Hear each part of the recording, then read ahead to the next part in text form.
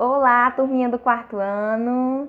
Como vocês estão? Estão todos bem? Com saúde, animação, disposição para mais uma aula de arte? Isso mesmo. Hoje nós vamos ter mais uma aula de arte. E a nossa aula de arte está sendo um sucesso, porque vocês aí em casa estão mandando, muito bem, tá bom? Vocês, os papais, as mamães, a família toda, os irmãos. A arte é criatividade, a arte é criação, isso mesmo, e eu estou gostando de ver demais.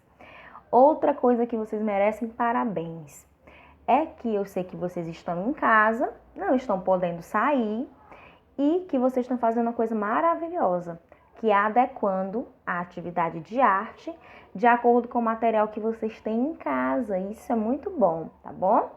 A nossa criatividade, ela não é limitada, tá bom? O nosso livro, ele é apenas um direcionamento, mas arte é vida, é criatividade, tá bom? Então, nós somos os artistas, então nós quem vamos criar, tá bom? E vamos criar com aquilo que nós temos em casa, tá bom? Estou gostando de ver que vocês estão mandando muito bem nas representações das obras de Paul Klee. Paul Klee, o artista que representa suas pinturas de maneira muitas vezes abstrata e que emprega as cores para representar os sentimentos que ele quer nos transmitir. E vocês fizeram isso maravilhosamente bem, tá bom? Inclusive criaram uma outra obra de arte de vocês com outro cenário baseado na obra de Paul Klee. Ficou maravilhosa, tá bom? Gostei de ver. Hoje nós vamos continuar estudando sobre Paul Klee. E isso mesmo. Então, vamos logo pegando o nosso livrinho, nosso amigo, tá bom? E abrindo na página 35. Isso. Hoje nós vamos estudar um pouco sobre o que é monocromia, tá? Nós estamos falando o tempo todo que Paul Klee, ele usa nas cores, porque suas obras geralmente são com formas simples. Mas a cor, ela dá um significado totalmente diferente nessas formas que ele utiliza, tá? Então, vocês observaram que Paul Klee muitas vezes ele mistura cores, como vocês fizeram na obra da página anterior, quadrinhos coloridos, cores harmoniosas. Isso, cores diferentes, mas cores que combinam entre si. Hoje, na monocromia, lá da página 35, nós vamos aprender que monocromia, vejam bem, a palavra monocromia, ela tem um significado também.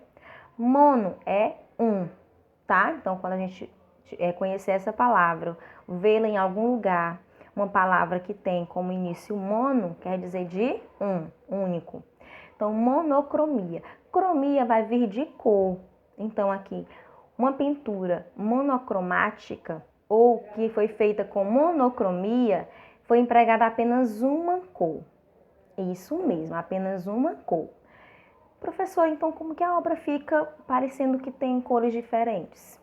Na verdade, é uma única cor com diversos tons. É uma cor, ela mais forte, ela mais clarinha, mais clara ainda, mais forte ainda. Então, o que vai mudar é a tonalidade, tá? E não a cor. Então, já que vocês já abriram o livro na página 35, vamos observar essa obra de Paul Klee, tá? Que é Refúgio, de 1930, tá? Aqui, Paul Klee, ele utiliza uma pintura monocromática. Isso mesmo, ele usou da monocromia. Ele utilizou apenas uma cor com variados tons. Por isso que vocês observam que em alguns lugares está mais escuro, outros está mais claro, tá? Certo? Então, aqui ele usou da monocromia. Agora, observem que Paul Klee deu o nome para a obra de Refúgio. E a gente pode perceber que esta pessoa, este ser aqui, é como se ele estivesse tentando se proteger de algo, se esconder, ficar sozinho, tá? Então, Paul Klee, para dar essa impressão realmente de se isolar, de ficar só, ele utilizou o quê? Essa cor, uma única cor, para dar a ideia mesmo como se fosse relembrar uma caverna, tá? É essa a intenção de Paul Klee ao representar essa obra Refúgio, tá? Então, que a gente já aprendeu que monocromia é uma pintura feita com uma única cor apenas e com vários tons, podem ser mais claros e mais escuros, certo? Nós vamos agora mostrar o que nós aprendemos aqui sobre monocromia, tá? Vocês vão escolher uma outra cor, uma cor que vocês gostem, para realizar uma pintura aqui usando a monocromia, tá? A técnica da monocromia. Professora, como que vai ser isso? É com tinta guache? A ideia inicial seria tinta guache, tá? Porque a gente poderia utilizar uma cor, mas a cor branca. E a gente poderia fazer diversos tons. Só que eu sei que nem todos têm tinta guache em casa. Então, quem tem a tinta guache, que puder usar a tinta guache, ótimo. Quem não tem a tinta guache para usar, vai usar lápis de cor, vai usar o giz de cera, vai usar o material que você tem aí na sua casa, tá bom? E como é que nós vamos fazer isso, professor, dessa monocromia com lápis de cor? Então, você vai selecionar. Eu sei que na coleção de lápis de cor, geralmente, tem duas cores, dois tons da mesma cor. Tem o azul mais claro, tem o azul mais escuro, tem o verde claro, tem o verde mais escuro. Então, você, dependendo da força que você coloca, eu sei que ela fica mais forte. Então, você vai ter que ir modelando a sua pintura, tá bom?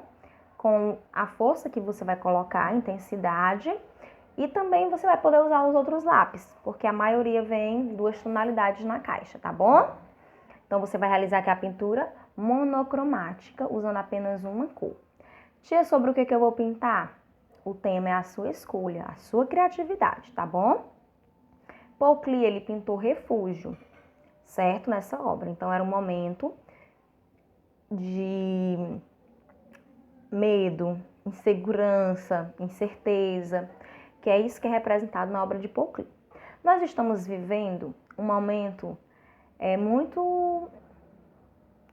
Na verdade, nós estamos vivendo um momento que é complicado, né? É um momento que exige da gente que a gente fique em casa, que a gente não saia, que a gente tenha cuidados higiênicos ainda maiores. Então, eu sei que você em casa está confiante, tá bom? Com fé. Então, que tal a gente pintar uma obra positiva, tá bom? Uma obra representando a esperança, representando a nossa fé. Vamos pensar em coisas boas e também pintar coisas boas, tá bom? Então, essa atividade aqui é a primeira atividade de hoje, certo? É uma pintura monocromática. Só que nós não vamos parar aí, não. Nós vamos um pouco mais adiante. Então, agora nós vamos para a página 36. Isso mesmo. Nós estamos estudando até aqui cor, não é isso? Como que Paul Klee, ele colocava significados diferentes em suas obras, como que Paul Klee causava sentimentos diferentes através da cor, porque as formas são bem simples, tá bom? Só que na arte a gente pode fazer isso de uma outra maneira, usando textura. Eu sei que vocês já viram essa palavra, já estudaram em arte outras vezes, e nós vamos relembrar o que é textura, tá bom? Então, textura é o aspecto de uma superfície, tá? Imaginem-se aí vocês agora passando a mão naquele urso de pelúcia super macio que vocês têm. Não é bom? É gostoso? Agora, imaginem vocês passando a mão em uma fruta, na jaca. Tem áspero, né? Tem um monte de pontinhos. Isso. Agora, imaginem vocês passando a mão na melancia. Ela ainda fechadinha. Não é mais lisinho?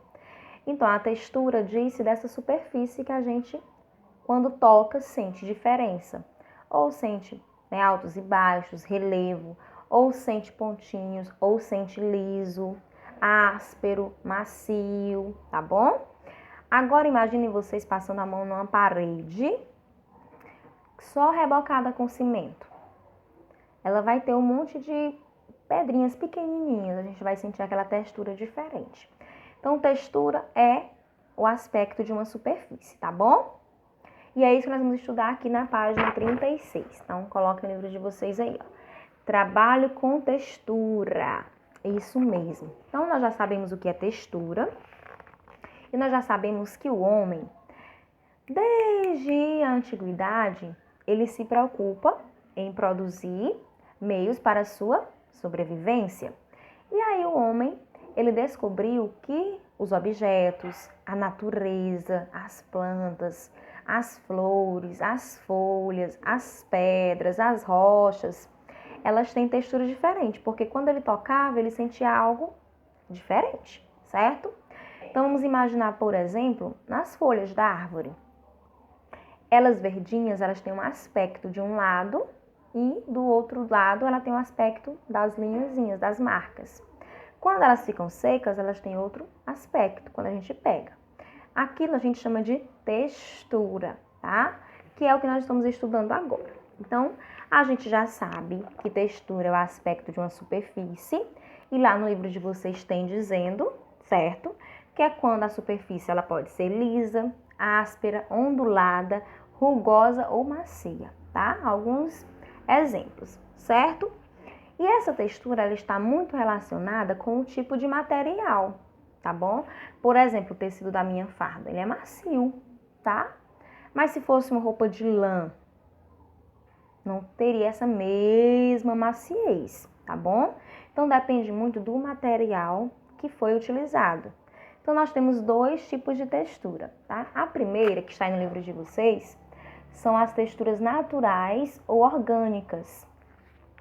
Quando fala naturais, a gente já sabe que ela vem da natureza. Então, as texturas naturais são aquelas da natureza, que é a natureza quem nos proporciona, não é o homem quem cria, é a natureza que nos oferece, tá bom? Então, como eu falei, das rochas, as folhas das plantas, das flores, a grama, tudo isso são texturas naturais, porque elas são próprias da natureza, exatamente. Aqui no livro de vocês tem alguns exemplos, ó. As rochas, pedras, a areia e a grama, tá? Pensem também na madeira. A madeira, quando ela tem uma textura diferente. E, dependendo do tipo de madeira, são texturas também diferentes. Então, nós temos lá alguns exemplos, tá? Troncos de árvores, madeiras, rochas, pedras, conchas do mar, carocinhos de arroz colado numa obra, carocinhos de milho, de feijão, são tudo da natureza. Então, são texturas naturais, orgânicas. Mas nós temos também outro tipo de textura, que são as artificiais, que são dos elementos industrializados. Isso mesmo, dos elementos industrializados, que são produzidos pelo homem, tá? Então, nós vamos falar aí, tecidos variados, tá bom? Tipos de papéis diferentes. Pensem no papelão. Pensaram? O papelão, ele tem uma superfície lisa em cima. Mas se você rasga aquela superfície lisa, vai aparecer a superfície ondulada. Isso. Pensem em papel cartão. Exatamente. Agora, vocês vão pensar num papel de presente, por exemplo. Ele é lisinho, não é? Fininho e lisinho. Então, cada tipo de papel, ele é produzido pela indústria, então eles se encaixam aqui, nos elementos industrializados, tá bom? Aquela fruteira que a mamãe comprou de talos de coco, de coco-babaçu, por exemplo. É uma textura que foi produzida, tá bom? Claro que os talos, eles são da natureza, mas ali é uma obra construída, tá bom? Então, nós temos aqui, por exemplo, também um detalhinho na parede, como vocês estão vendo aqui no livro. Aqui foi construção do homem, tá bom? Então, por isso, texturas industrializadas. E aqui nós temos uma pintura com várias cores, vários pontinhos. Aqui nós temos uma textura também industrializada, tá? Então, são aquelas texturas que o homem faz interferência, então, que são produzidas pelo homem. E aí, como exemplo de texturas industrializadas, que a gente está vendo aqui, o artificiais, nós temos o quê? A utilização de materiais pontiagudos, isso, e os lineares. Então, esses elementos, eles fazem parte da textura industrializada, tá? Por exemplo, quando a gente vai comprar papéis diferentes, eles estão todos separados na papelaria, tá? Se a gente for passando a mão, a gente vai sentir que cada tipo de papel, ele tem uma textura diferente. tá bom? E são artificiais. Naturais são todas aquelas que nós podemos encontrar já prontas na natureza, sem interferência do homem, tá bom? Compreendido? E para a gente compreender um pouco mais, nós temos uma outra atividade. Essa aqui eu sei que vocês vão amar, tá? Nós vamos utilizar aqui na página 37, textura orgânica. Isso mesmo. Como vocês estão vendo, nós temos aqui uma grama verdinha, temos o caule de uma árvore. Tá faltando o que para essa árvore ficar completa? Muito bem. Tá faltando as folhas, isso mesmo. Então, para que a gente possa construir a nossa árvore, completar a nossa árvore bem linda, nós vamos fazer o quê? Colar folhas secas na copa da árvore. Folhas secas, tá? Então, vocês vão colher essas folhas lá, talvez, no quintal de vocês, na frente da casa, deva ter essas folhas, tá bom? Então, vocês vão colher com cuidado essas folhas, vão limpar se precisar de limpeza para colar aqui, tá bom? Então, para que a gente possa colar aqui para que fique bonito, a gente tem que escolher nossas folhas de um tamanho que se aproxime do outro. Não umas tão grandes, outras tão pequenininhas, tá bom?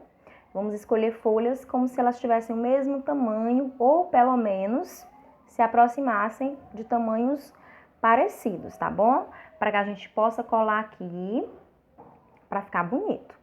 Também é importante que vocês peguem folhas de uma única árvore, tá?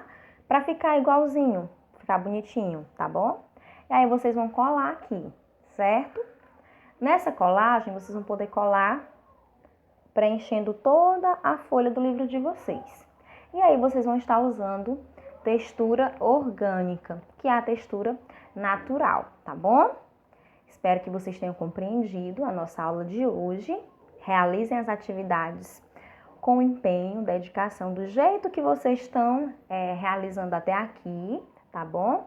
Para que a gente possa construir as nossas obras de arte com entusiasmo também e que elas fiquem bem caprichadas, tá bom? Um beijo, saudades de vocês e até a nossa próxima aula. Qualquer dúvida já sabem, podem me procurar lá no WhatsApp. Tchau, meus queridos.